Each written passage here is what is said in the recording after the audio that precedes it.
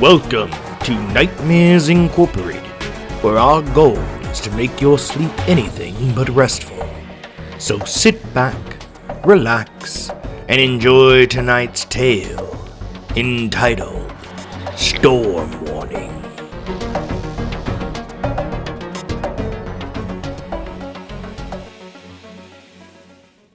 Stephen Jackson awoke to the very strange sensation of his upper body being comfortably warm, but his lower body being cold to the point of pain. The influence of his constant companion, Jack Daniels, was still heavy within his mind, but he was able to clear his head just enough to take in his surroundings. He appeared to be within his home, in his living room to be exact, and lying upon the floor. While that didn't happen often, it wasn't exactly a new occurrence on the weekends. It wasn't until he noticed the sensation of something digging into his side that Stephen realized what was going on and where exactly he was. The top half of his body was lying inside of the entryway to his home, while his lower half was sticking out of his front door, lying on his porch, a good inch of snow covering his legs. He shuffled his lower body the rest of the way into the house and kicked the door shut, wondering how in the hell he had passed out here. But considering the fact that he already couldn't clearly recall the previous evening's events, the fact that he was completely shit-faced was the most logical answer. Steve arose on numb legs and drunkenly stumbled off to bed, bouncing off the walls of the hallway that led to his room like a pinball, but making it all the same. He crawled into bed, bundled himself under his comforter, shivered for 20 minutes as the warmth slowly returned to his lower half, and then passed out again. Stephen awoke later around 11 in the morning, feeling as if he was in the seventh circle of hell. It was uncomfortably warm within the house, and he almost desperately rushed to the thermostat to turn the heat down, cursing himself for not doing so before he had gone to bed. The heater had probably gone into overdrive while he had lain unconscious in his doorway. He stumbled to his kitchen, head pounding, seeking a glass of water and a packet of hangover remedy, a paper packet one of his co-workers had introduced to him that consisted of crushed up aspirin, Tylenol, and ibuprofen. After fetching what he needed, Stephen opened the front door and sat down in front of it, his head still pounding like a gong, his stomach doing flips and feeling sour. As his vision began to clear, Stephen took in the sight of the outside world under the morning light. There was a good foot of snow already on his porch, even more drifted against his car in the driveway. The world beyond was almost completely whited out. This was the blizzard they had predicted on the radio last week, and as far as Steve could see, it was certainly doing what it could to live up to the hype. The wind was howling, the snow falling so hard that it seemed determined to bury the world, the sun a distant memory blocked out by the low-hanging clouds. Steve had lived in Walden, Montana for the last 3 years, and while there had been some decent storms in the preceding years, this seemed to be one of the fabled big ones the old-timers were always going on about. To Stephen, it was a sign that maybe he gives Walden one more year and then hit the road again. He had been mostly a drifter for the last 14 of his 32 years, never staying in one place for too long, bouncing all over the Rocky Mountain region from one job in the oil field to another. This trait of his only grew more after the passing of his mother 5 years previous. He still had family that he kept in contact with, but her passing had sent them all adrift, like ships that had lost their port. 3 years ago, he had followed the work north, taking up a job in well cementing in the Piper field just outside of Walden. Hundreds of wells in that field needed plugged. Several others needed fresh cement squeezed down hole to fill voids against the casing. In short, it amounted to 4 or 5 years of pretty easy work that paid well for the couple of cementing companies that landed the bids when the job first came open. Stephen had gotten a job at one of these companies, Big Sky Cementing, because of a prior history with one of the supervisors there that he had worked with on the pipelines in Wyoming a few years back. He had been in North Dakota working on the rigs when Dave had called him up out of the blue and offered him the job. It wasn't much of a deliberation in Steve's mind. He had always hated the rigs and didn't care much for the operator he had been working for the last 6 months. So Steve had accepted the job, packed his shit, and headed up to Montana, straight into a ready-to-move-in rental home that Dave had set up for him. It was good work, and he worked with pretty good people.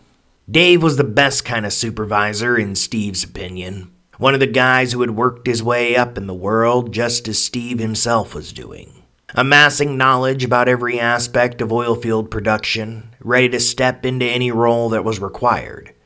It was something the young guys didn't quite get these days. That the oil field was one big job with several smaller jobs contained within. If you wanted a career, you bounced around, learning, gaining experience, making yourself multifaceted, and qualified for whatever position was in the highest demand at the moment.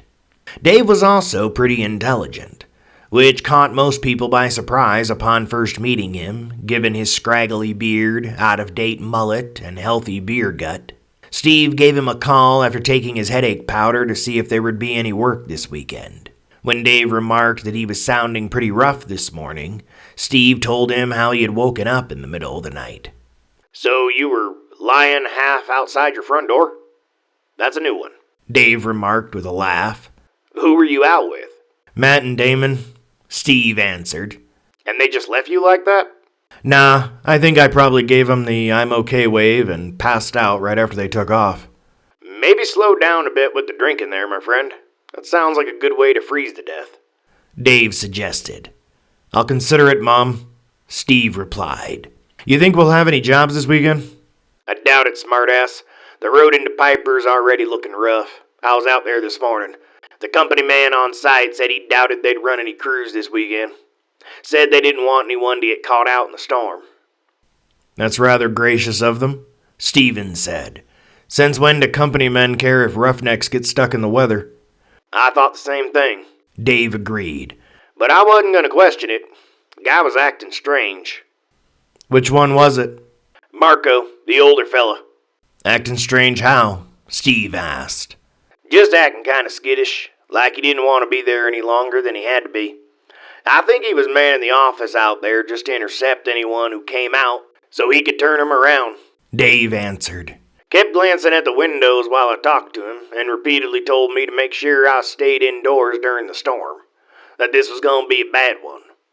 He added that there wouldn't be much of a reason to be outside, as he imagined most stores would be closed down by tonight, and likely remain closed till the storm is over.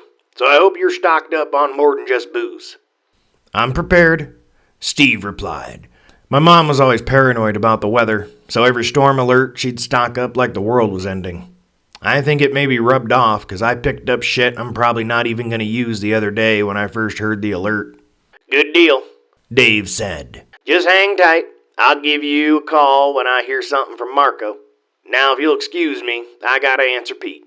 He's tried calling me twice while we've been on the phone, and if I don't answer him, he'll drive his ass out to Piper." "Like a good little soldier," Steve said mockingly. "Pete's a good hand," Dave said in the voice of an indulgent father. "Wound a little tight, but a good hand." They said their goodbyes, and Steve hung up the phone, still smirking while imagining Pete pacing back and forth in his living room, debating whether or not he should drive out to Piper, that maybe Dave was busy and pissed at him that he hadn't shown up to work yet. Was he really doing that? Steve couldn't be sure, but he imagined that he was close. Pete was what could only be described as a kiss-ass, and when it came to Dave, the man was damn near a disciple of the obsessive variety.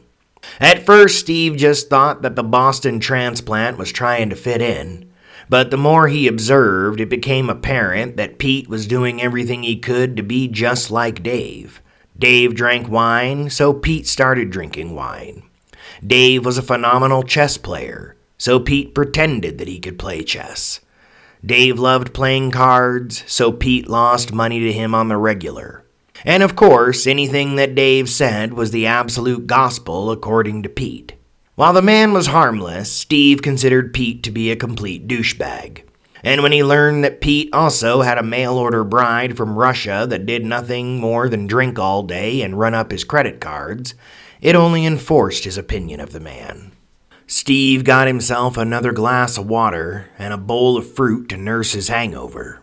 The rest of the day passed leisurely, as Steve listened to the radio and played Super Mario World on his SNES. It is February 7, 2004, the DJ was saying. And I hope you folks are home and bundled up, because the way this snow is coming down, I won't be surprised if this storm is referred to as the blizzard of '04 in future conversations. So stay home, stay safe, and keep your radio tuned to 94.6 for all your musical needs. The radio was easily the best part of that first day, not only providing music that ranged all over the spectrum, but also hours of entertainment through callers requesting songs. Steve's favorite was a lady that was farther than 3 shades to the wind who kept calling in requesting Heartbreaker by Pat Benatar and dedicating it to someone named Greg who she described as a no-good running around piece of trash. The language had been more colorful until the DJ had warned her that he would not accept her calls if she continued to cuss on the radio. However, as the day wore on, the DJ sadly announced that he wouldn't be in the next day, as he had received word that the roads in Walden were going to be shut down and all businesses closed until the storm passed. This caught Steve's attention, and he looked out the window again for the first time since that morning. His car was now barely visible, as was the driveway itself. The snow continued to fall unceasingly, as hard as it had been falling when he had woken up. The wind had quit, allowing the snow to fall straight down, burying everything that it could. "God damn," Steve whispered as he gazed out at the storm. The DJ was continuing to speak, saying how he would have a digital playlist going while he was out. It would loop, of course, but he'd have it set on shuffle, and it was at least something to hopefully tide people over until the storm broke. A few hours later, the broadcast day ended, the DJ signed off, and the playlist took over. By that time, Steven was as sauced as the lady who had been calling in to the DJ earlier. Super Mario World shut off, and Return of the Living Dead in the DVD player. He passed out on his couch right around the time Frank was sliding himself into the cremator, putting himself out of his zombie misery. The following morning was a repeat of the same: water, headache powder, fruit. A quick glance out the window revealed a world that was all but buried under mounds of snow, with more still falling on top.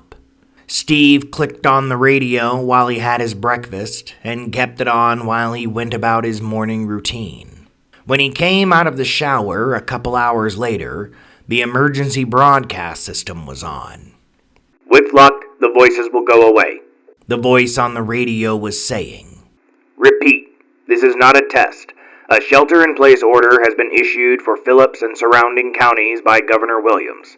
All residents are to remain within their homes until further notice. Do not answer your door. Repeat, do not answer your door during this time.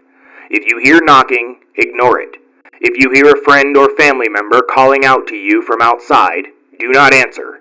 Do not leave your home. If voices begin speaking to you from inside your home, ignore them. Do not speak to them. Instead, retreat to a room in your home that is furthest away from where you heard the voices and remain as quiet as you can. With luck, the voices will go away. Repeat." The radio went on to repeat the message over again, and then ended with saying that more information would be given as the situation developed. Steven stood in silence for a few moments, staring at the radio dumbly. What the fuck was that alert even about? Was this a prank from the locals? He didn't think so. As far as he could remember, accessing the emergency broadcast system for any reason other than a test or an emergency was illegal. But if not a prank, then what? He went to call Dave to see if he had heard the strange broadcast, but wasn't completely surprised to find that the phones were down. He doubted that a town as small as Walden had the best service department for downed phone lines. He just hoped that the electrical grid would hold during the storm. A power outage during this would likely be fatal for many folks. "I'm sure it'll be fine," he said to himself. "Towns like Walden are no stranger to harsh winters. I'm sure those power lines are buried 2 feet under the ground, if not deeper. Phones are one thing. People can live without them. We did for centuries." Convincing himself that the power would stay on, Steve relaxed a bit and went about killing time, resisting the urge to have a drink. Stephen had a rule that he imposed upon himself. He couldn't start drinking before 5 o'clock. Somehow, if only within his own mind, he felt like an alcoholic if he started before then, regardless of whether it was a day off or he was on vacation. Part of the reason for this compromise with his habit is that Steve often had a hard time stopping once he got started, and being sauced while the sun was still up never set quite right with him. The hours passed slowly as the snow piled up outside. The wind returned with a vengeance, howling against the house, serving as a constant reminder of the storm's ferocity. Stephen busied himself with mundane chores, but his mind kept returning to that ominous broadcast, even though he had tried several times to brush it aside as some pranksters disregarding the legal ramifications of a false emergency alert. He scrubbed the kitchen counters, swept the floors, and even organized his cluttered closets, all while replaying the strange alert in his head in spite of himself. The broadcast had been clear. Stay inside and don't answer the door if someone knocks, even if they sound like someone you know. But what the hell did that mean? And what was that strange shit about hearing voices within your home? What could possibly warrant such an odd directive? Was there some kind of danger lurking out in the snow? Or was it all a prank after all? The uncertainty gnawed at him, even as he tried to focus on his tasks. As the day turned to evening, the sky outside grew darker, and Steve's concern about the power returned. Despite his earlier reassurances to himself, he couldn't help but worry about the possibility of an outage. The storm showed no signs of letting up, and the thought of being plunged into darkness while cut off from any form of communication and the very real possibility of freezing to death was unsettling. He made himself a simple dinner, trying to maintain some semblance of normalcy. The act of preparing and eating a meal, accompanied by his first nightly drink, gave him a brief respite from his anxiety, but it didn't last long. And although he wasn't sure why, Stephen had decided to go easy on the booze tonight. If the power did go out, he would need to be clear-headed, or at least clearer than he usually was at night. As he washed the dishes, he found himself glancing out the window, the swirling snow forming an almost hypnotic pattern in the faint streetlights. Just as he was about to finish up and settle in for the night, he thought that he heard a faint crunching sound coming from outside. It almost sounded like someone walking right underneath his kitchen window through the snow. Stephen strained his hearing, trying to hear past the wind's howl. If something had walked by, it was most likely an animal, he figured, but the broadcast's warning echoed in his mind all the same. He turned off the kitchen light, hoping to get a better view outside without the glare. Peering through the window, he saw nothing but the relentless fall of snow, yet the crunching sound persisted, as if something that he couldn't see was pacing back and forth right on the other side of the glass.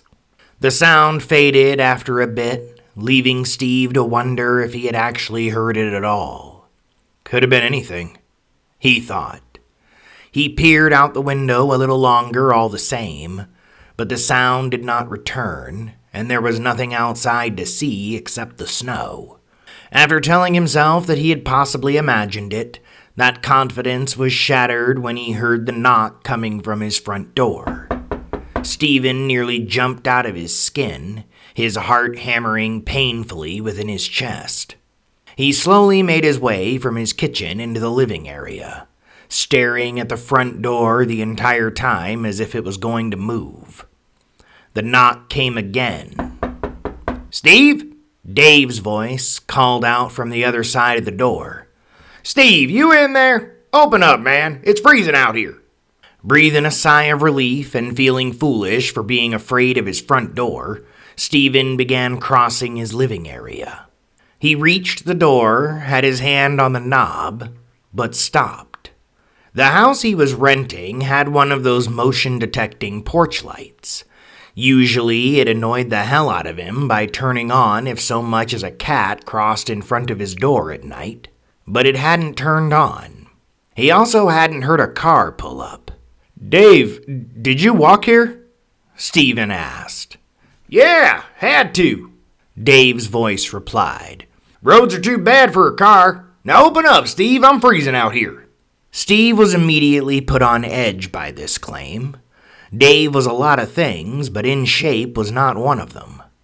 As hard as he tried, Stephen could not imagine his boss walking the 2-mile distance between their houses for any reason. "Why'd you walk here?" Steve asked as he looked through the peephole in the door. He couldn't see anything through it, like it was blocked by snow.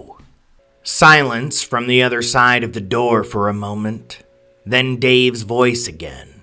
Was worried about you," the voice said. "Want to make sure you were doing all right in the storm."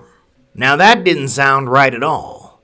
Dave was a good guy and all, but walking 2 miles to check on another grown man during a snowstorm didn't fit his personality one bit. And the voice sounded off too. It was almost right, but there was something in it that sounded wrong to Steve, almost like it was a recording of some kind.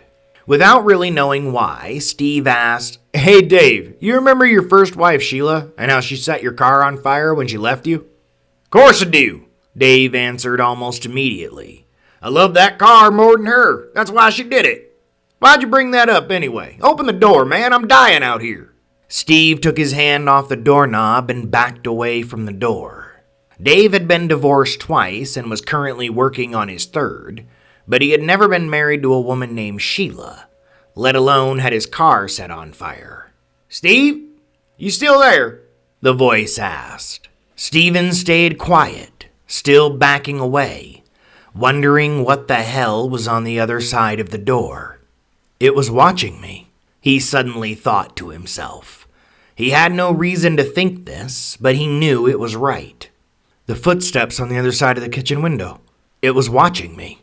Had this been what the emergency alert was about? If so, what the hell was it? "Steve?" the voice asked. "Come on, Steve, open the door. Your friend's skin is getting all dry and uncomfortable to wear in this cold. Open the door so I can replace it with yours." The voice changed at the end, becoming something inhuman, like words spoken by a snarling dog. Steve remained quiet, staring at the door, his muscles tense to the point of pain. "Stephen?" His mother's voice now. "Stephen, you open this door right now. This nice man just wants to take you north. You'll like it up north. No more need to bounce around looking for purpose in your meaningless life. And if you survive up there, you could become one of us. And if you don't, then at least your flesh will feed those who so desperately need it. Don't be selfish, you little bastard, and open this door now!" "Go away!" Stephen yelled, his fear reaching its peak. "Go away," the inhuman voice again. "Your kind encroached on our land. You are sacrifice. You are meat. Open the door and come north, or I'll find my own way in, and you'll die screaming as I eat you alive." Stephen didn't have a response to that, so he remained quiet. The knocking came a few more times, but then the voice lapsed into nonsense to Stephen's ears, speaking a language that he had never heard before. Then it would speak as Dave again, laughing that Stephen had fallen for his little prank and to open the door so he could see his face. Threats followed again as Steve remained silent. Tears were pushing at his eyes, his heart hammering in fear, his mind unsure of what to do. Just ignore it, he told himself. I don't think it can get in. I think you have to let it in. But it said it could find its own way in, another part of his mind argued. I think that was a bluff. Stephen tried to reassure himself. If it really wanted in that badly and can come in on its own, then why not just break a fucking window? Why knock on the door at all? You're safe. Just stay put and don't answer the door. After a while, the voice quieted down and then ceased altogether. Steve breathed a sigh of relief, but was still on edge, not knowing how in the hell he would sleep tonight, or if the thing had gone, or if it was just thinking about what to do next.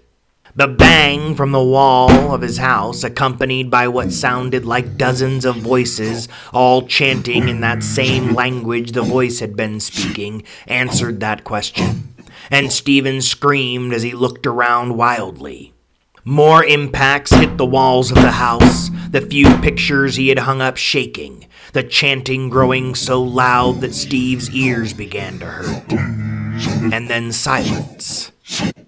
Steve's ears were ringing, his body shaking with unused adrenaline. You should probably open the door, Steve. I think you're pissing it off.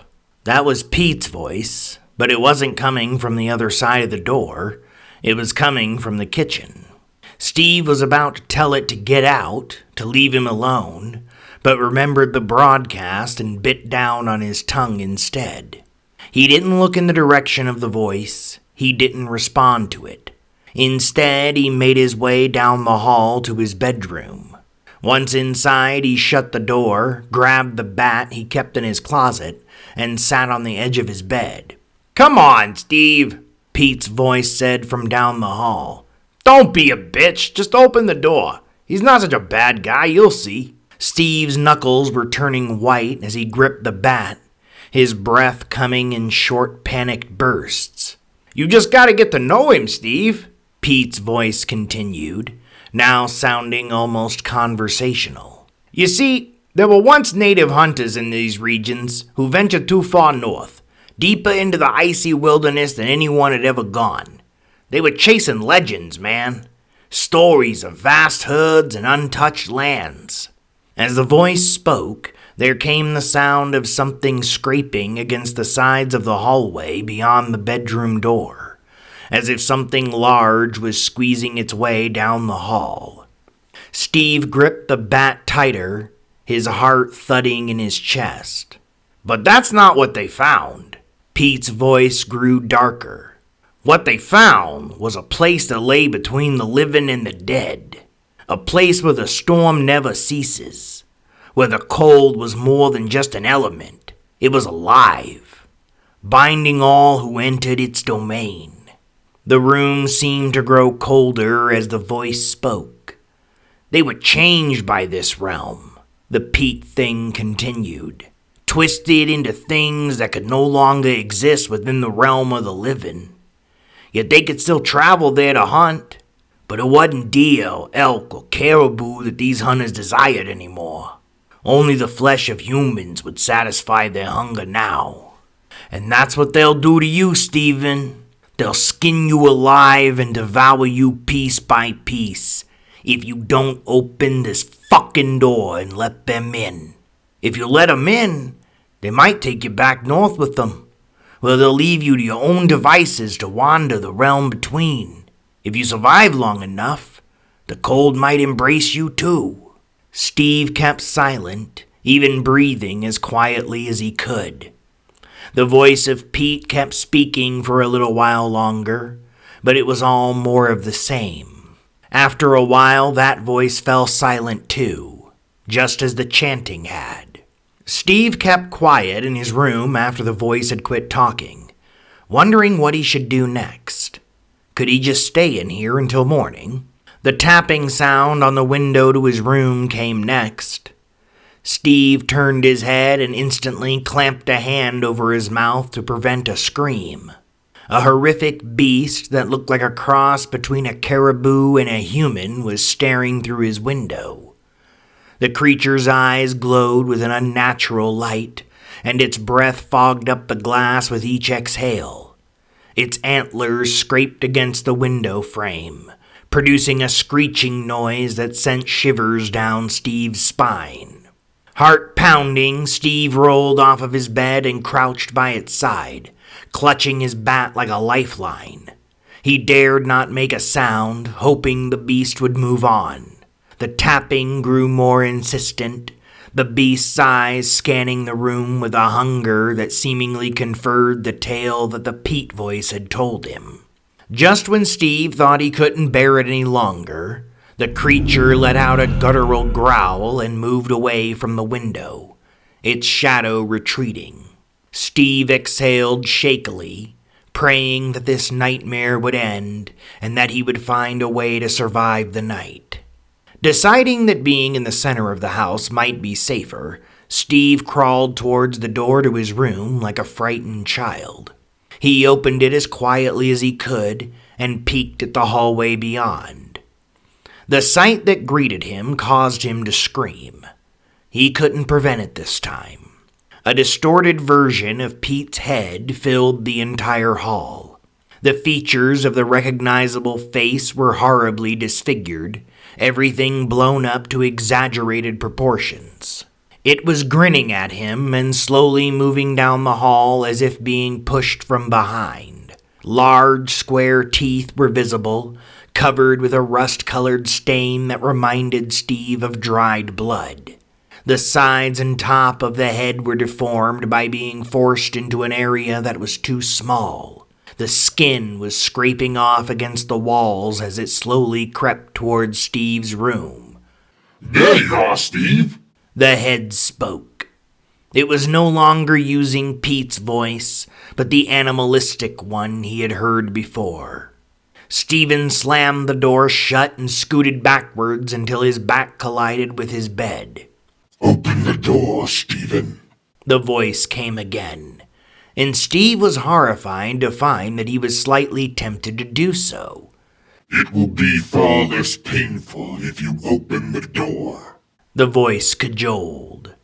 It's so cold up north, Stephen. The blood makes us warm. Won't you share your blood, Stephen? Won't you help the damned? Your life is worthless as it is. The life of a lonely drifter, empty of purpose, empty of meaning. You belong with us, Stephen. You belong with the damned. In his mind, Steve began seeing visions of these things, as if the creature outside were sharing them with him. Cursed to be without a physical form, they took the skin from animals that they preyed upon for this purpose alone, leaving behind the meat, a perversion of their former hunting practices. From these skins and bones they formed temporary bodies that inevitably decayed and fell apart. The cold was their constant and only companion, and all that they could feel. The storm the only thing that allowed them to exit the realm in which they were imprisoned. The flesh and blood of their former brethren, the only thing that could bring them temporary relief from the endless pain of the cold.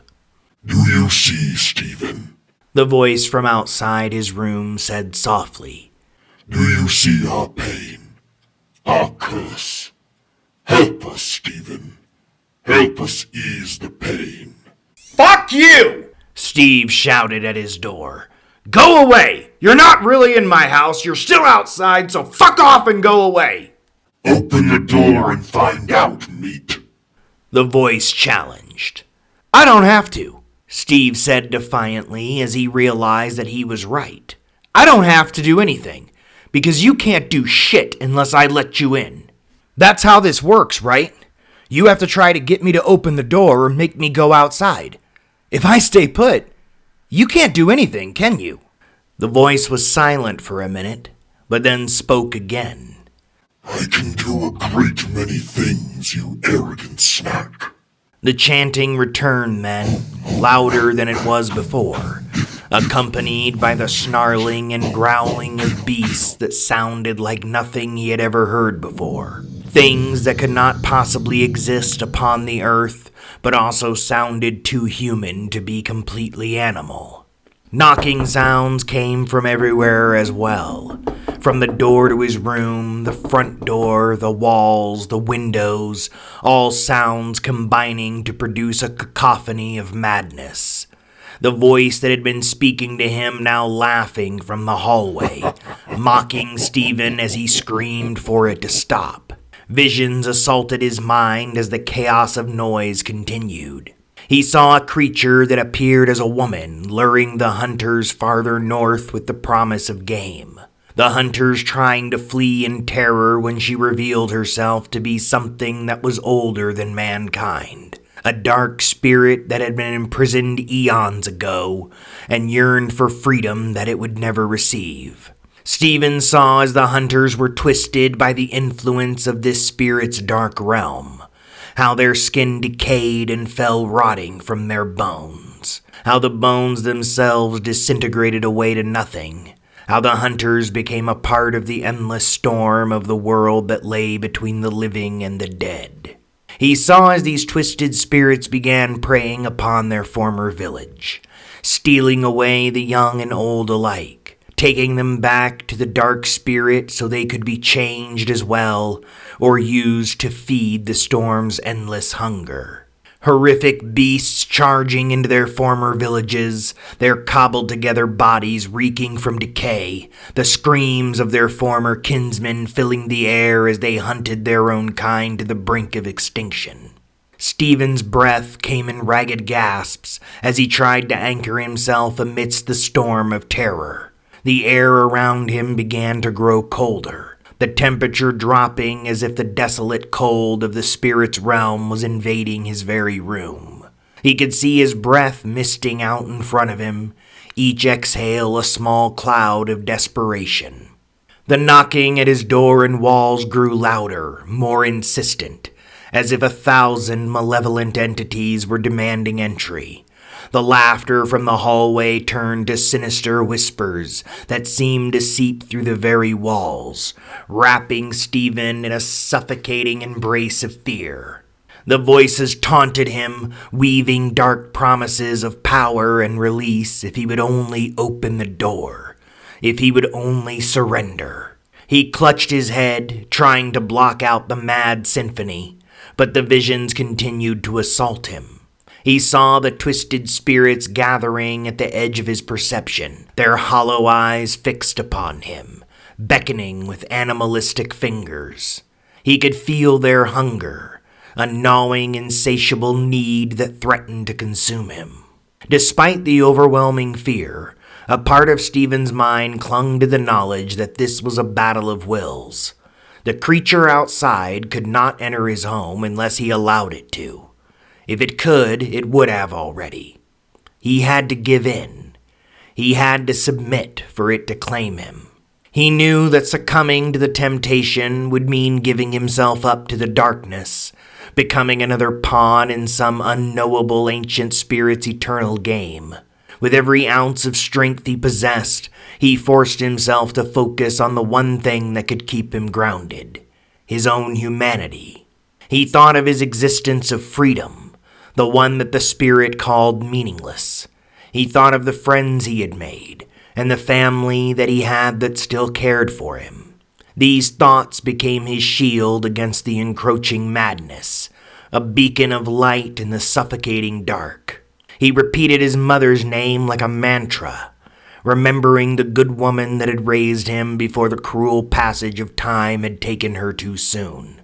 Each syllable of her name serving as a lifeline pulling him back from the brink. He was not a religious man and had no prayers to turn to, so his mother's name became his prayer.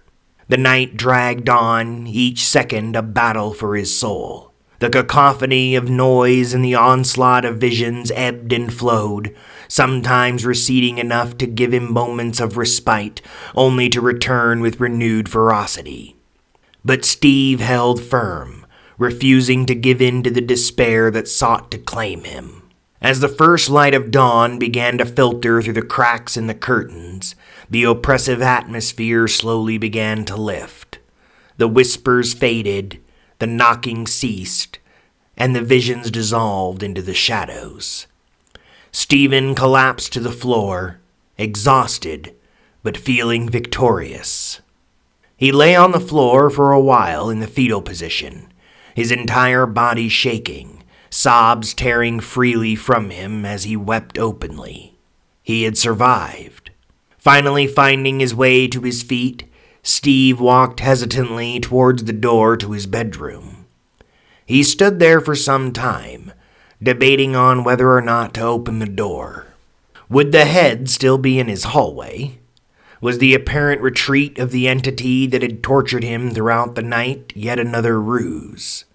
He didn't know, but he did know that he couldn't stay in this room forever. Mustering his courage, Steve opened the door and peeked into the hall. It was empty. No sign of Pete's distorted, overgrown head. Stephen walked cautiously out into the hallway, making his way towards the living area, ready to retreat back to the safety of his room at a moment's notice. The morning sun through the windows greeted him as he entered his living room. Looking out of one of those windows revealed a driveway that was still buried in snow, but a sky that was clearing. The sun shining brightly just over the horizon, the storm at its end. Again, with caution, Stephen opened his front door and stepped outside.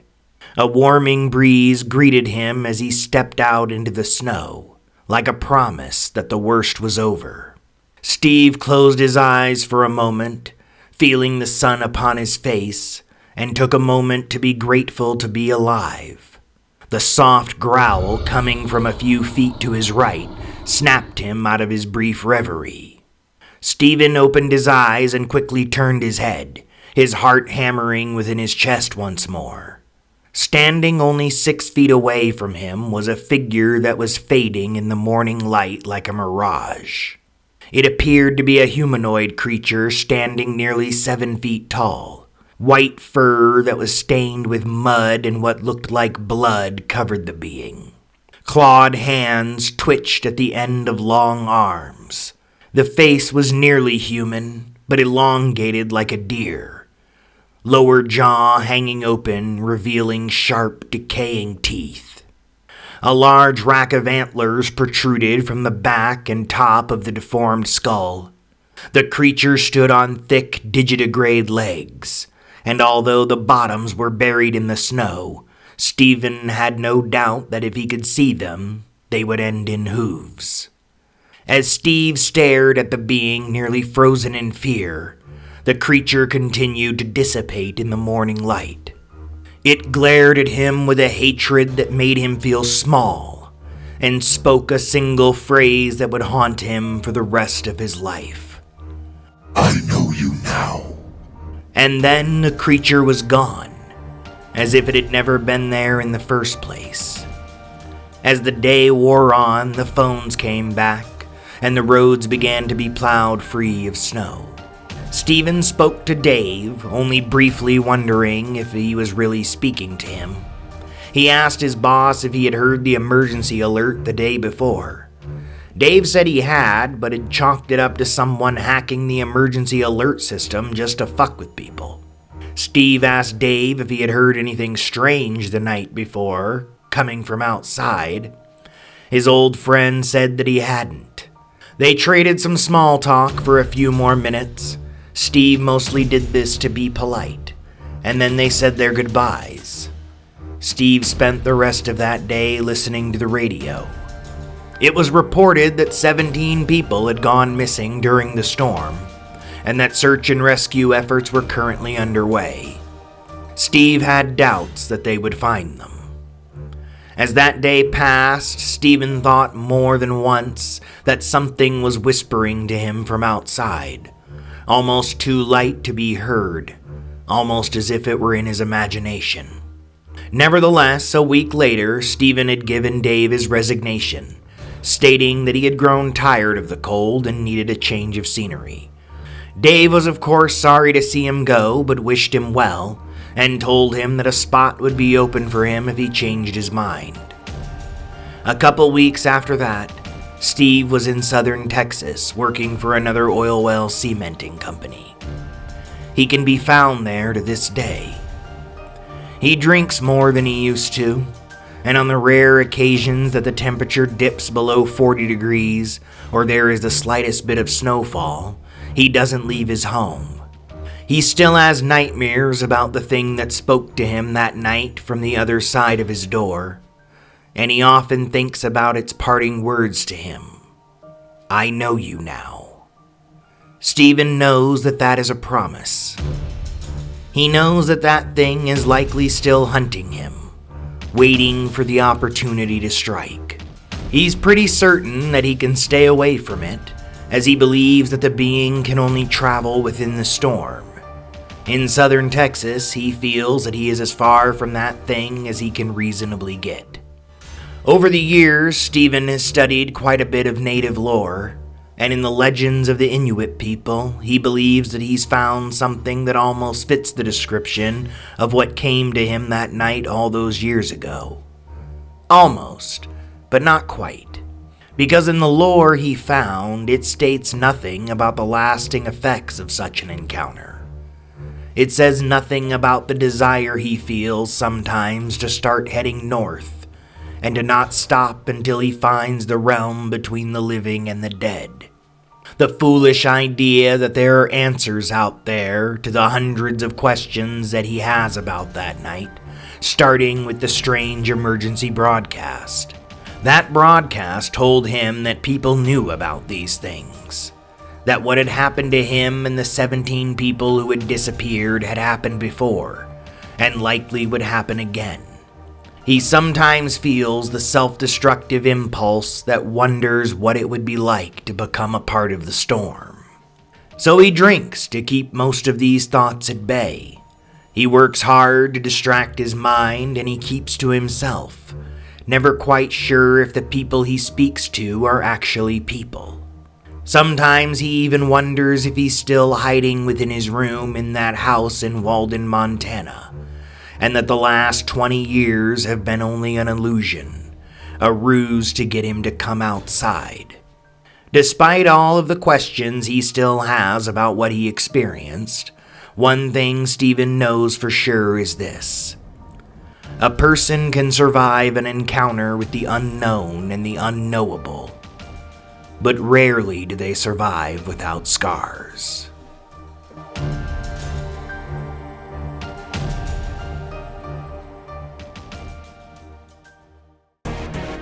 Thank you for joining us here at Nightmares Incorporated, and we look forward to seeing you next time when we bring you another original story.